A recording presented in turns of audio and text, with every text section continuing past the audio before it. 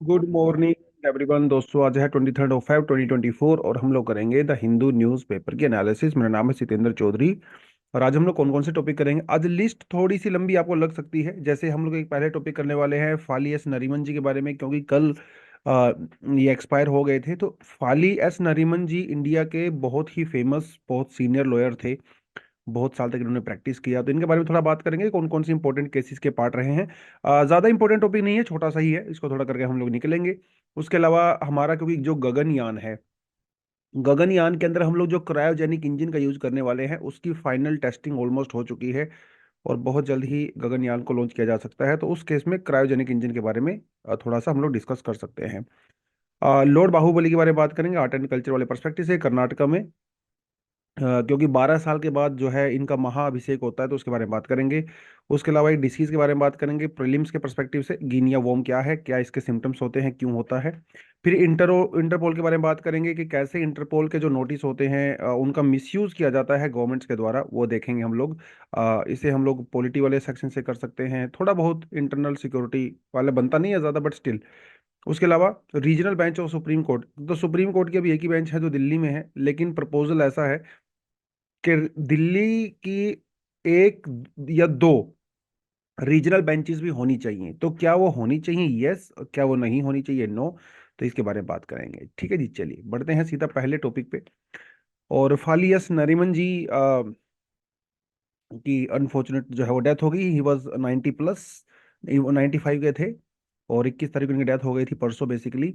तो इनका एक बहुत लंबा करियर रहा है, लगभग 75 ईयर्स का इनका करियर रहा है as a lawyer. Senior advocate रहे सुप्रीम कोर्ट में और बहुत सारी लैंडमार्क जजमेंट्स के ये पार्ट बने। इन्होंने एक या पार्टी को, दूसरी पार्टी को इन्होंने रिप्रेजेंट किया over a period of time. Case जीतना ना जीतना इज अ डिफरेंट थिंग, वो एक अलग बात होती है, लेकिन इस तरह के केसेस का पार्ट बनते हो जो लैंडमार्क होते हैं और अपनी जो सुप्रीम कोर्ट की जर्नी है या जस्टिस डिलीवरी है उसको डिफाइन करती हैं, ये चीज़ें, वो अपने आप में बहुत कमेंडेबल चीज़ होती है। तो ऐसे कई सारे इंपॉर्टेंट केसेस रहे over a period of time जिसमें जो है फालियस नरीमन जी जो है वो पार्ट बने। जैसे हम लोग जब बात करते हैं कोलेजियम सिस्टम की, राइट, जिसके अंदर हम लोग फर्स्ट जज केस, सेकंड जज केस, थर्ड जज केस पढ़ते हैं। तो थर्ड जज केस में नरीमन जी पार्ट थे उस सुनवाई का जो केस के सुप्रीम कोर्ट के अंदर चल रही थी, जिसके बाद जो है कोलेजियम सिस्टम को सेटअप किया गया था। ये तो एक बहुत इंपॉर्टेंट केस का ये पार्ट रहे। अपार्ट फ्रॉम दैट, जब एनजेएसी की बात आई थी, national judicial appointment commission act 2014 में, वहां पे भी नरीमन जी ने रिप्रेजेंट किया था। और क्योंकि गवर्नमेंट का ये प्रपोजल था कि जो जजेस की जो अपॉइंटमेंट होती है उसके अंदर गवर्नमेंट का भी डिसीजन होना चाहिए, तो उसके लिए जो है सरकार एक बिल लेके आई थी। हालांकि बाद में सुप्रीम कोर्ट ने इस एक्ट को पूरी तरह से अनकॉन्स्टिट्यूशनल डिक्लेयर कर दिया था। तो फाली एस नरीमन जी उसका भी पार्ट थे। उसके अलावा जो Golaknath case, state of Punjab वाला केस था, इतना पुराना केस है, जहां पे ये डिस्कशन किया गया था कि जो पार्लियामेंट की जो पावर है कॉन्स्टिट्यूशन को अमेंड करने की, वो कहाँ तक जाती है। तो उस समय ये आर्गुमेंट दिया गया था कि पार्लियामेंट फंडामेंटल राइट्स को अमेंड नहीं कर सकती है, उसको करना भी नहीं चाहिए। उस केस का पार्ट थे नरीमन जी। बहुत पुराना केस है। अपार्ट फ्रॉम दैट, जब 1984 में भोपाल ट्रेजेडी हुई, गैस ट्रेजेडी हुई, उसमें फली एस नरीमन जी जो है वो अपीयर हुए यूनियन कार्बाइड की तरफ से। ठीक है, हालांकि बाद में यूनियन कार्बाइड ने 2,426 मिलियन डॉलर जो है वो कंपनसेशन के तौर पे दिए। But yes, Nariman ji was a part of that case also. उसके अलावा जो है TMA Pai foundation case versus state of Karnataka, ये भी एक बहुत इंपॉर्टेंट केस रहा, जहाँ पे माइनॉरिटीज के बारे में ये सवाल था कि माइनॉरिटी जो है आर्टिकल 31 के अंदर अपने एजुकेशन इंस्टीट्यूशंस को किस तरह से एडमिनिस्टर करें, किस तरह से ना करें। उसके केस में भी नरीमन जी जो है एक बहुत इंपॉर्टेंट पार्ट रहे। तो ये इनकी छोटी सी जर्नी है, मतलब बहुत बहुत बड़ी जर्नी है, जिसके अंदर ये कुछ खास केसेस का बहुत इंपॉर्टेंट पार्ट रहे। थोड़ा सा you should have some idea. हालांकि इन केसेस के बारे में हम लोग सेपरेटली अलग से पढ़ते हैं अपनी पॉलिटी वाली क्लासेस में, but still he was a part of that, तो इसलिए बहुत सीनियर लॉयर रहे, इंपॉर्टेंट रहे। अब बढ़ते हैं आगे। इसरो की test over CE-20 cryogenic engine is now human rated for the Gaganyaan mission. Human rated का मतलब क्या है? ह्यूमन रेटेड का मतलब ये है कि भैया ये क्रायोजेनिक इंजन जो है अभी सेफली ह्यूमंस को ट्रांसपोर्ट कर सकता है इन आवर स्पेस। ठीक है, स्पेस मतलब गगन की हम लोग बात कर रहे हैं। आसमान, गगन, है ना, वहां पे लेके जाएंगे। तो इसका मतलब ये हुआ कि गगनयान जब भी जाएगा, हालांकि ऐसा कहा जाता है कि सेकेंड हाफ ऑफ 2024 के अंदर जा सकता है गगनयान, तो उसके अंदर जो है टेस्टिंग चल रही थी, और फाइनली क्रायोजेनिक इंजन CE-20 को हम लोगों ने टेस्ट किया, और इसे ह्यूमन के लिए बहुत ज्यादा सेफ हम लोगों ने इसको पाया है। तो लेट्स सी आगे क्या होता है। बाकी गगनयान मिशन के बारे में बता दूं आपको, इसको हम लोग 400 किलोमीटर के ऑर्बिट पे लेके जाने का हमारा प्लान है, जिसमें 3 ह्यूमन जो एस्ट्रोनॉमर्स हैं, ठीक है, क्रू मेंबर हैं, वो बेसिकली वहां जाएंगे। कौन लेके जाएगा? लॉन्च व्हीकल लेके जाता है। उस लॉन्च व्हीकल का नाम है launch vehicle Mark 3, LVM-3, GSLV-3 जो है, इसको हम लोग बोलते हैं। हालांकि इसका पुराना नाम था, नया नाम चेंज करके हम लोगों ने LV-3 कर दिया है। तो ये क्रायोजेनिक इंजन ना बहुत इंपॉर्टेंट है। तो LVM-3 जो हमारा लॉन्च व्हीकल Mark 3 है, ये इंडिया का सबसे ज्यादा स्ट्रोंगेस्ट, सबसे बड़ा लॉन्च व्हीकल है। ठीक है, इसकी कैपेसिटी भी काफी ज्यादा होती है। जो हमारा जियो सिंक्रोनस ऑर्बिट होता है, उसके अंदर 4000 किलोग्राम तक का सैटेलाइट लेके जा सकता है। जो लो अर्थ ऑर्बिट होता है, उसके अंदर 10,000 किलोग्राम तक का जो है ये वेट कैरी कर सकता है। तो ये बहुत बड़ी बात है। और मजेदार बात ये है कि पूरी की पूरी ये इंडिया के अंदर इसरो ने खुद अपनी लैब के अंदर इसको डेवलप किया है, किसी की खास हम लोगों ने हेल्प यहाँ पे लिया नहीं है। तो एक इंडिजेनस है। तो लॉन्च व्हीकल Mark 3, ठीक है, पहले से GSLV-3 कहते थे, जियो स्टेशनरी लॉन्च व्हीकल Mark 3, बाद में हम लोग ने इसका नाम चेंज कर दिया। ये एक 3 स्टेज के अंदर होता है। मीडियम लिफ्ट लॉन्च व्हीकल है। ठीक है, ये ध्यान रखना है, मीडियम लिफ्ट है। एग्जाम में ऐसे आपसे मीडियम की जगह हाई पूछेगा, लो पूछेगा, ध्यान रखना है। This is a medium lift launch vehicle. ठीक है जी। 3 स्टेज होती हैं। पहली स्टेज में हम लोग सॉलिड फ्यूल का यूज करते हैं। ठीक है, इसे कहते हैं S-200 स्टेज। बेसिकली एक इंजन की आप बात कर सकते हो। दूसरी जो स्टेज होती है वो लिक्विड स्टेज होती है, जिसे हम कहते हैं L-110 स्टेज। तीसरी स्टेज होती है, उसे कहते हैं क्रायोजेनिक फ्यूल, जिसके अंदर हम लोग C-25 की स्टेज का बोलते हैं इसको लोग। और यहीं पे इंजन यूज होने वाला है CE-20, जिसकी टेस्टिंग चल रही थी। ठीक है, ध्यान रखोगे आप लोग, 3 है। First stage solid, second stage liquid, third stage cryogenic fuel. Cryogenic fuel में हम लोग क्या करते हैं? अल्ट्रा लो टेम्परेचर पे, बहुत ही ज्यादा लो टेम्परेचर में हम लोग फ्यूल यूज करते हैं। और फ्यूल के रूप में हम लोग क्या यूज करते हैं? Liquid hydrogen. उसके साथ साथ लिक्विड ऑक्सीजन भी होती है, लेकिन लेकिन लिक्विड ऑक्सीजन जो है वो फ्यूल नहीं है। ये तो कंबस्चन के लिए होती है ना, क्योंकि लिक्विड ऑक्सीजन के बिना तो कंबस्चन हो ही नहीं सकता। तो liquid hydrogen as a fuel, oxygen as a combustor, oxidiser बोलते हैं इसको। ठीक है, ये हम लोग वहां पे यूज करते हैं। प्राइमरीली जो इसका डिजाइन किया गया था वो जियो स्टेशनरी ऑर्बिट के लिए किया गया था, लेकिन गगनयान के लिए इसके अंदर हम लोगों ने थोड़ा मॉडिफिकेशन किया है, और इसको हम लोग यूज कर रहे हैं अब हमारे स्पेस के लिए। ठीक है, इंडिया की जो जर्नी है वो थोड़ी इस तरह से चलती है। जब हम लोग बात करते हैं तो सबसे पहले हम लोगों ने बनाया SLV-3, फिर हम लोगों ने बनाया ASLV, फिर बनाया PSLV, GSLV-3 very very strong, और फिर GSLV-3 अगेन। ठीक है, अभी से हम लोग LVM-3 बोलते हैं। ये है हमारी थोड़ी सी यहाँ पे जर्नी। तो ये Mark 2 है, ये Mark 3 है। तो थोड़ा आप इसको देखें। Apart from that there is one more question from the art and culture section. आप यहाँ पे देखिए, तो ये है लॉर्ड बाहुबली। और लॉर्ड बाहुबली की एक, क्योंकि 12 साल के बाद ये पूजा अर्चना होती है कर्नाटका में, तो इसे कहा जाता है महा मस्तक अभिषेक महोत्सव। कौन से स्टेट में होती है? कर्नाटका में होती है। इतनी ही आपके लिए इंफॉर्मेशन सफिशिएंट है प्रीलिम्स में, एग्जाम में क्वेश्चन आने के लिए। इतना पूछेगा आपसे वो कि महामस्तक अभिषेक महोत्सव कौन से रिलीजन से रिलेटेड है, तो ये है जैनिज्म से रिलेटेड। पहली बात तो कौन से स्टेट में होता है जी? कर्नाटक में होता है। कितने साल के बाद होता है? 12 साल के बाद होता है। छोटी छोटी इन्फॉर्मेशन आपके लिए सफिशिएंट है। अब थोड़ा सा देख लेते हैं। ठीक है, तो महामस्तक अभिषेक 3 वर्ड से मिलके बना है। महा मीन्स ग्रेट, मस्तक मीन्स हेड, और अभिषेक मीन्स आपको पता ही है, जब टीका लगाते हैं, अनोइंटमेंट करते हैं। ठीक है, तो इसे बोलते हैं हेड अनोइंटिंग सेरीमनी। 12 साल के बाद परफॉर्म की जाती है। और ये स्टेचू है लॉर्ड बाहुबली का, लॉर्ड बाहुबली, तो इनकी वो सेरेमनी की जाती है। लॉर्ड बाहुबली जो है वो ऋषभन जो है ऋषभन जो है उनके बेटे हैं, जो कि पहले तीर्थंकर थे। आपको पता है कि जैनिज्म के अंदर 24 तीर्थंकर होते हैं। लास्ट जो तीर्थंकर थे वो महावीर जैन थे।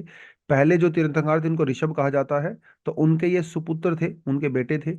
और इन्होंने जैन माइथोलॉजी के अंदर कहा जाता है कि इन्होंने अपनी इंद्रियों के ऊपर जो है कंट्रोल पा लिया था, and he got liberty from the worldly desires. ठीक है, मेडिटेशन इन्होंने इतना सारा किया, उसकी वजह से ये हुआ। और इनका स्कल्पचर बनवाया गया अपराइट पोजीशन में, यह ध्यान रखना है अपराइट पोजीशन है, ऐसे एग्जाम में कई बार चीजें पूछ लेता है, वो पूछेगा आपसे टिल्ट पोजीशन है, अपराइट पोजीशन है, ही इज लेइंग डाउन, ठीक है, इन्वर्टेड पोजीशन है, ध्यान रखना है। It's a upright posture of the meditation known as, इसे बोलते हैं कायोत्सर्गा। ठीक है, कायोत्सर्गा बोलते हैं इस पोजीशन को, जिसके अंदर इनको रिनंसिएशन मिला था, सेल्फ कंट्रोल मिला था। इतना थोड़ा सा हमने बस ध्यान रखना है। ठीक है, कौन सी फॉर्म है बाहुबली की? ये दिगंबर फॉर्म है, दिगंबर फॉर्म है।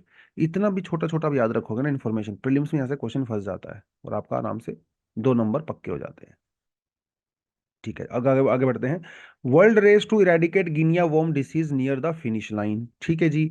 तो बड़ी खुशखबरी की बात है कि पिछले साल 2023 में गिनिया वॉर्म के सिर्फ और सिर्फ 6 केस देखने को मिले। 2022 में देवर ओनली 13 केसेस, 2021 में देर वर ओनली 14 केसेस, और 1980s में देर वर 3 मिलियन केसेस। सोचने की बात है, 35 लाख से हम लोग सिर्फ 6 केस के ऊपर आ चुके हैं। तो गिनिया वॉर्म को बहुत जल्दी ही हम लोग इरेडिकेट कर सकते हैं एज पर WHO। इसके लिए कोई वैक्सीन वैक्सीन नहीं है, basic public health principles sufficient है, जिसमें हम लोग क्या करते हैं, सैनिटेशन के ऊपर फोकस करते हैं, क्लीन वाटर के ऊपर फोकस करते हैं। ठीक है, पिछले सेंचुरी में जो बहुत बड़ी अचीवमेंट्स गिनी जाती हैं, उसमें से एक माना जाता है कि इंसान ने मून के ऊपर कदम रखा, और दूसरी मानी जाती है इरेडिकेशन ऑफ स्मॉल पॉक्स। ठीक है, क्योंकि स्मॉल पॉक्स की वजह से भी मिलियंस ऑफ डेथ हुआ करती थी। स्मॉल पॉक्स से इतनी डेथ हुई जितनी कोविड-19 से कभी हो ही नहीं सकती, मतलब millions and millions and millions of death small pox over a period of time. ठीक है, स्पेनिश फ्लू से इतनी डेथ हुई आप इमेजिन नहीं कर सकते। कोविड-19 क्योंकि हमारे जीवन में हुआ है कोविड-19, तो इसे हमें लगता है शायद कोविड-19 जैसा कोई बीमारी रहा नहीं होगा, लेकिन पास्ट में बहुत सारे वायरस हुए, स्मॉल पॉक्स तो उसमें से एक है, स्पेनिश फ्लू उसमें से एक है, उससे पहले ब्लैक डेथ, जिसमें यूरोप की 50% से ज्यादा पॉपुलेशन की डेथ हो गई थी। तो ये वायरस जो है हर 20 30 40 साल के बाद इस तरह से डेडली वायरस आते रहते हैं दुनिया में, कोई नई बात नहीं है, आगे भी आएंगे, अभी सिस्टम जो है खत्म हुआ नहीं है। तो ये जो है, मतलब ये जो गिनिया वॉर्म है, ये किस तरह से होता है? गिनिया वॉर्म बेसिकली जो कंटेमिनेटेड वाटर होता है ना, वहां पे से ये आपकी बॉडी के अंदर एंट्री करता है। इसे कहा जाता है ड्रैकुनिसिलियासिस। ठीक है, इसका एक नाम अलग से है, तो ध्यान रखना आपने, ड्रैकुनिलियासिस। क्योंकि एक वॉर्म है, कीड़ा होता है, बेसिकली कीड़ा होता है, बहुत लंबा कीड़ा होता है, 2 3 फीट का कीड़ा हो सकता है ये वॉर्म। और ये बेसिकली आपकी बॉडी के अंदर जो है वो पैदा होता है, इसका लार्वा आपकी बॉडी में जाता है, फिर आपकी बॉडी में ग्रो करता रहता है, और आपकी बॉडी में जो है घाव निकलते हैं, स्पेशली आपकी थाई वगैरह एरिया में, और उन घाव से ये कीड़ा निकलता है बेसिकली। ठीक है, उस घाव से आपके पैरों से, थाइज पे, वहां से कीड़ा निकलता है, बहुत लंबा कीड़ा होता है। ठीक है, और बहुत ज्यादा पेन इससे होता है। और ये कोई नया वायरस नहीं है, नया कोई बीमारी नहीं है, इजिप्शियन ममीज के अंदर भी जो इसको पाया गया है, तो उस समय पे भी ये हुआ करता था। हाँ, उस समय एक अलग बात है कि जब लोगों को इस तरह की बीमारियां होती थी, ये गिनिया वोम होता था इजिप्ट वगैरह में, तो वो लोग क्या करते थे, लोगों को ऐसे गर्म पानी करते थे एक पॉन्ड के अंदर, और वहां पे लोगों को बैठा दिया करते थे, क्योंकि गर्म पानी से मुझे थोड़ा आराम मिलता है, पेन थोड़ा कम होता है। पर दिक्कत ये है कि गर्म पानी में जैसे आप उसको किसी को बैठाओगे ना, उसका जो लार्वा है वो पानी के अंदर चला जाएगा, बाद में वो पानी नाली में चला जाएगा, कहीं भी चला, कोई और आदमी उसको यूज करेगा, उसके टच में आएगा, उसको भी बीमारी हो जाती है। तो ये समस्या है इसके साथ। तो गिनिया वोम अभी धीरे धीरे हम लोग रेडिकेट कर रहे हैं, thanks to the efforts which are taken by WHO and so many other organizations। ठीक है, और वर्ल्ड ओवर, सूडान में हम लोग इरेडिकेट किया, माली में, अभी चाड वगैरह में एक दो कंट्री और हैं, जैसे सेंट्रल अफ्रीकन रिपब्लिक, यहाँ पे अभी भी थोड़ा बचा हुआ है। इंडिया में जो है ये नहीं है, 1990s में ही हम लोगों ने इसको एलिमिनेट कर दिया था। 2000 में WHO ने इंडिया को सर्टिफिकेट दिया था गिनिया वर्म फ्री कंट्री, तो इसको हम लोग इरेडिकेट कर चुके हैं। हालांकि अभी भी हमें थोड़ा सा अलर्ट रहने की जरूरत है, फिर भी फ्यूचर में कुछ ना कुछ ऐसा गड़बड़ हो सकती है, तो ये थोड़ा सा आपको ध्यान रखना है। ठीक है, इसे जो है ड्रैक्नोलोसियस कहते हैं, ये मैंने आपको बता ही दिया था। जो पानी के ऊपर जो मक्खियां वगैरह बैठती हैं, जो पानी कंटेमिनेटेड होता है उससे ये फैलता है, उसको पानी को हम लोग पीते हैं अनफॉर्चुनेटली, फिर इन्फेक्शन हो जाता है, 2 से 3 फीट तक का ये वर्म हो सकता है।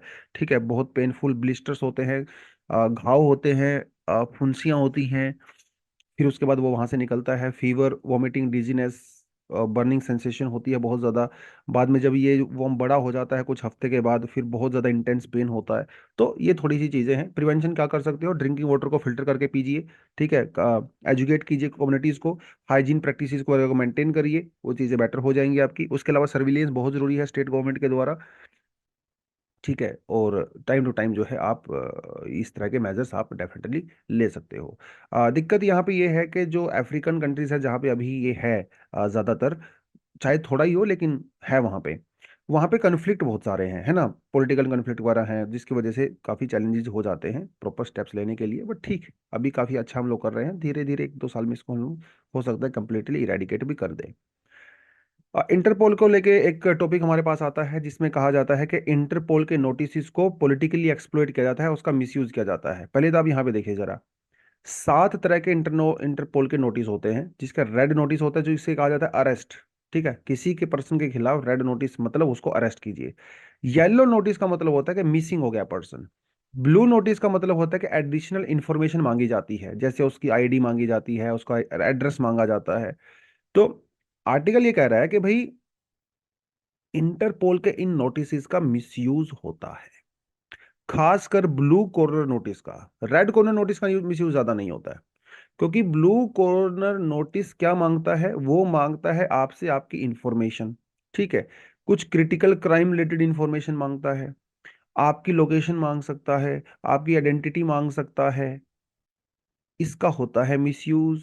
अब मान लो रशिया ने किसी पर्सन के खिलाफ ब्लू कॉलर नोटिस इशू किया, ठीक है। वो आदमी मान लो इंडिया में रहता है, हम लोगों ने उसको इन्फॉर्मेशन दे दिया क्योंकि ब्लू कलर नोटिस इशू हुआ है। अब उसका एड्रेस पता चल गया रशिया वालों को, उसकी हिस्ट्री पता चल गई, उसका बैंक अकाउंट पता चल गया। अब वो क्या करेंगे, आएंगे सीधे उसको टारगेट करेंगे, उसको मार देंगे। इस तरह की सिचुएशंस होती हैं, तो इसलिए इसका मिसयूज किया जाता है। जैसे इंडिया ने जो है, एक बाबा थे नित्यानंद, आपको पता ही होगा, इंडिया छोड़ के चले गए।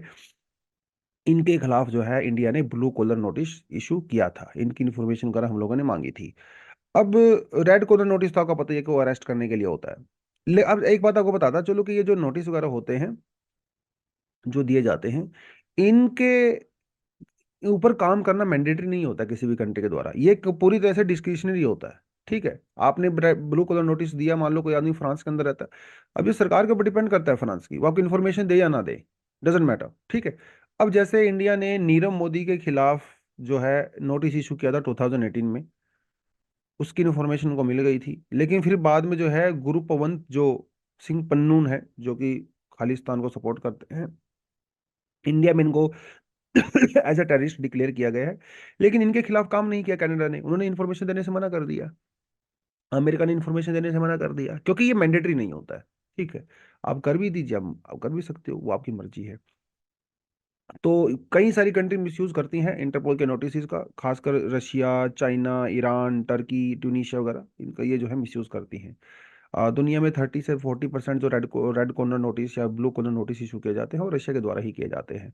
हर कंट्री की जो मेजर इन्वेस्टिगेशन एजेंसी होती है वो इसका पार्ट होती है, जैसे इंडिया की सीबीआई है।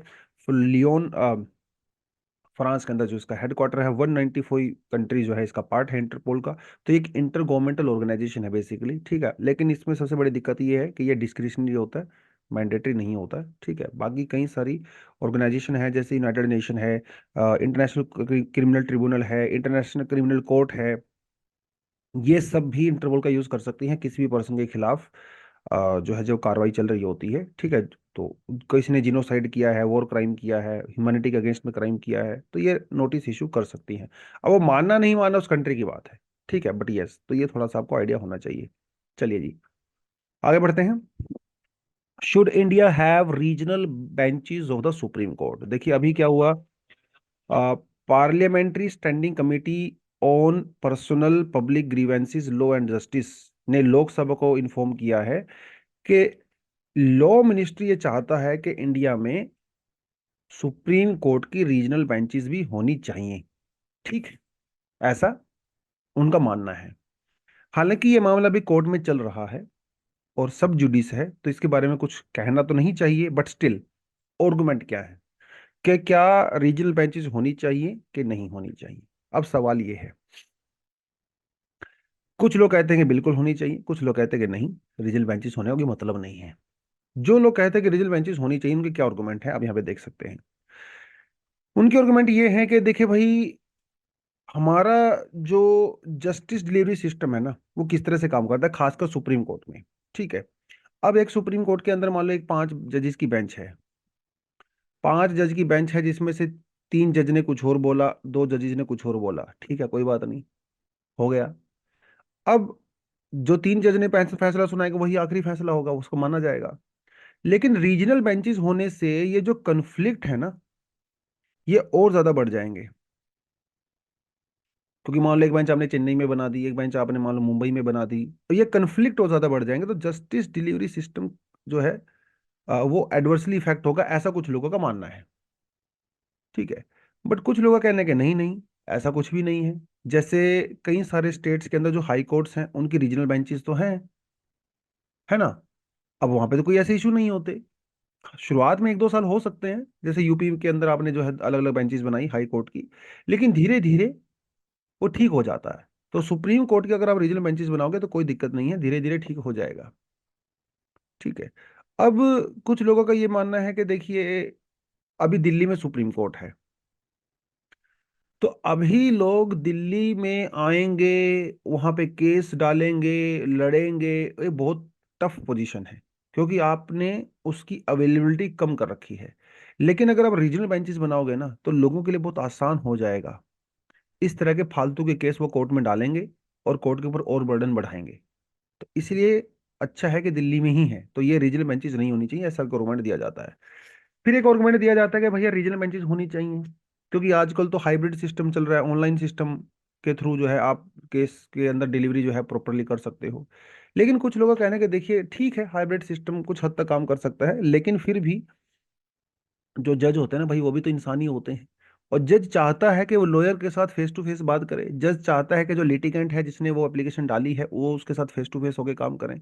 ऐसा तो इसलिए जो है सुप्रीम कोर्ट की बेंच सिर्फ दिल्ली में ही होनी चाहिए, ऐसा इनका कहना है। ठीक है। उसके अलावा रीजनल बेंचेस अगर होंगी तो वो किस तरह से काम करेंगी। इनका कहना है कि देखिए, जैसे मान लो चेन्नई में आपने रीजनल बेंच बनाई, मुंबई में आपने रीजनल बेंच बनाई, ये बेंचेस क्या करेंगे ना, नॉर्मल केस की सुनवाई करेंगी। जो दिल्ली के अंदर बेंच होगी ना, वो कॉन्स्टिट्यूशनल मैटर देखेगी। ऐसा अरेंजमेंट किया जा सकता है, तो इस परस्पेक्टिव से रीजनल बेंचेस होनी चाहिए।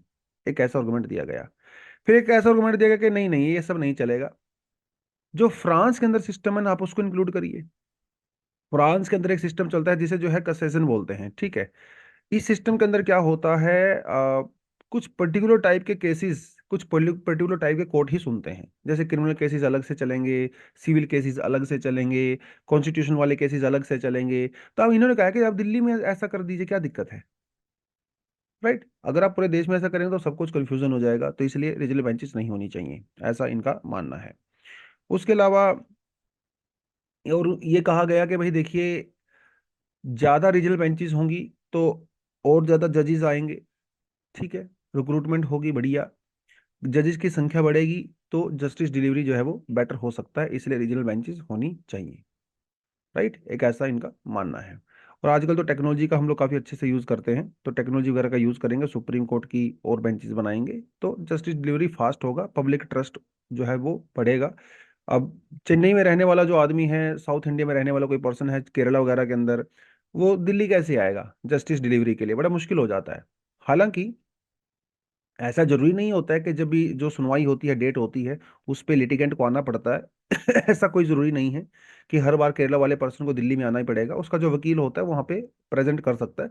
बट फिर भी लिटिगेंट चाहता है एक्चुअली, अगर उसने कोई सुप्रीम कोर्ट में केस डाला है तो आए, तो उसकी वजह से उसको दिक्कत होती है। तो केरला वाले पर्सन को अगर मुंबई में ही आना पड़े तो उसके लिए ज़्यादा दिक्कत नहीं है, दिल्ली में आने पड़ेगी तो बहुत दिक्कत हो जाती है। तो इसलिए रीजनल बेंचेस का होना यहाँ पे जरूरी है। अब जैसे मान लो अब दिल्ली में सुप्रीम कोर्ट है, तो जो बेंच है सुप्रीम कोर्ट की वो भी दिल्ली में ही है, जिसकी वजह से जो साउथ इंडिया में रहने वाले जो लॉयर्स हैं, या दूर दराज में नॉर्थ ईस्ट में रहने वाले जो लॉयर्स हैं, उनको तो अपॉर्चुनिटी ही नहीं मिल पाती है प्रैक्टिस करने की। अब कोई अगर वकील दिल्ली में नहीं आ पाता है सुप्रीम कोर्ट में, तो प्रैक्टिस कैसे करेगा। उसको तो अपॉर्चुनिटी खत्म हो जाएगी सुप्रीम कोर्ट के अंदर काम करने की। दिल्ली के आसपास में रहने वाला आदमी दिल्ली में आ सकता है। तो इसलिए रीजनल बेंचेस का होना जरूरी है, ताकि वकील लोगों को भी जो है वो इक्वल अपॉर्चुनिटी एक तरह से मिले। तो रीजनल बेंचेस को करना बहुत ज़्यादा जरूरी यहाँ पे हो जाता है। ठीक है, इससे क्या होगा, जो हमारी बार होती हैं, वकीलों की जो बार होती है, उसका डी डी डेमोक्रेटाइजेशन होगा। अभी दिल्ली के लॉयर्स, आसपास के लॉयर्स जो है वहाँ पे डोमिनेट करते हैं, तो ये भी एक यहाँ पे इशू है। उसके अलावा इनका कहना है कि regional benches are likely to contribute to the growing body of conflicting precedents resulting in the increasing litigation, है ना। उससे क्या होगा, अलग अलग कोर्ट है, जो सुप्रीम कोर्ट की बेंचेस होंगी वो अलग अलग वर्डिक्ट सुनाएंगी, कन्फ्लिक्ट बढ़ेगा, तो इससे और ज़्यादा कन्फ्यूजन क्रिएट होगा, सुप्रीम कोर्ट की जो अथॉरिटी है उसके ऊपर भी सवाल खड़ा हो सकता है, ऐसे लोगों का मानना है। और फिलहाल कॉन्स्टिट्यूशन भी ये कहता है कि सुप्रीम कोर्ट की एक ही बेंच है जो दिल्ली में है, और अगर आपको कहीं और लेके जानी है तो ऑफकोर्स आपको कॉन्स्टिट्यूशनल अमेंडमेंट भी करना पड़ेगा। ठीक है, और यूजली सुप्रीम कोर्ट के जो जजेस हैं वो भी नहीं चाहते हैं कि regional benches out of Delhi हों। ठीक है, क्योंकि अभी तक कोई ऐसी बहुत बड़ा इशू यहाँ पे आया नहीं है कि जिसकी वजह से दिक्कत आई हो। कोई फ्यूचर में बहुत बड़ी दिक्कत आएगी तो शायद हम लोग सोच सकते हैं। हाँ, बट यस, जो दिल्ली की ब्रांच है वो कॉन्स्टिट्यूशनल केसेस को सुने, और बाकी जो ब्रांचेज हैं वो नॉर्मल जो क्रिमिनल और सिविल केसेस होते हैं उनकी सुनवाई करे। ठीक है, ये एक सिस्टम काफ़ी अच्छा है जो फ्रांस के अंदर लगभग काम करता है। ये हम लोग यहाँ पे भी अप्लाई कर सकते हैं एज ए सॉल्यूशन के तौर पे। ठीक है, तो यही था आज के आर्टिकल्स। उसके अलावा we have some additional article also. ठीक है, आप इसको भी पढ़ लीजिए। Thank you very much, all the best, जय हिंद, जय जवान, जय किसान।